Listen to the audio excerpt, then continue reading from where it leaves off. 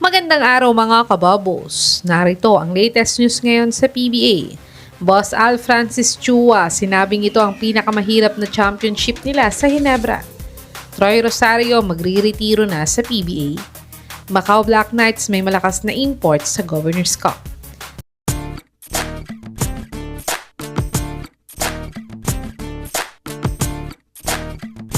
Three years ngang na championship drought ang Barangay Ginebra sa PBA.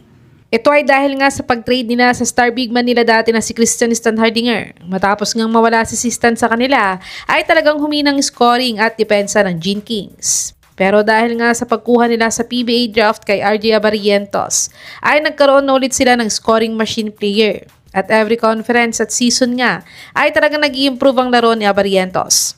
At ngayong conference nga ay talagang malaki ang in-improve ni RJ sa kanyang offensive game.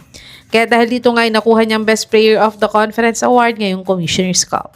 At isa din siya sa mga tumulong masungkit ng Gene Kings ang title nila sa Commissioner's Cup. Kaya't ayon nga sa team governor nila na si Boss Al, ay ito daw ang isa sa mga naging hardest championship ng Ginebra.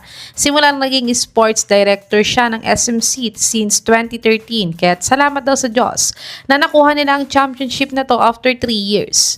Sa tingin mga kababos, ito ba ang pinaka-hardest championship ng Gene Kings? I-comment nyo na po yan sa baba.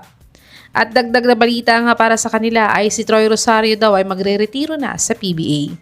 Bago nga magumpisa ang best of 7 game PBA Final Series ng Ginebra at TNT, ay nangako nga si Troy na babawi daw sila ngayon sa TNT matapos silang talunin ng 3 beses sa PBA Finals last PBA season.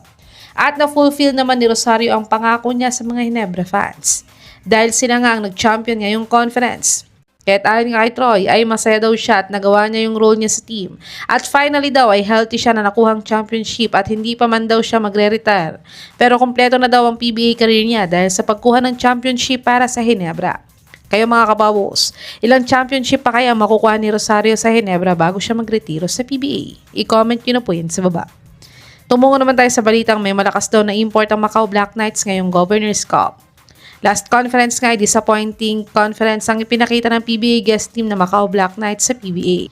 Dahil isa nga sila sa mga kulelat na teams dito at hindi din sila nakapasok sa PBA playoffs. Di gaya ng mga nagdaan na guest team sa PBA. At ang isa ding dahilan kung bakit sila kulelat ay hindi nila pinalitan si Tony Mitchell bilang import nila buong Commissioner's Cup. At ngayong Governor's Cup nga ay babalik nga daw sila sa PBA para makabawi dito.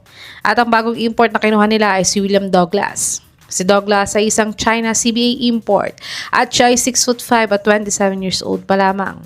At siya ay nag-average ng 13.7 points, 3.6 rebounds, 2.2 assists, 9.5 steals, 0.2 blocks, 24% 3-point shooter at 77% free throw shooter sa kanyang 2025-2026 China CBA season. Sa tingin mga kababos, makakapasok na kaya sa PBA playoffs ang PBA guest team na Macau? I-comment nyo na po yan sa baba.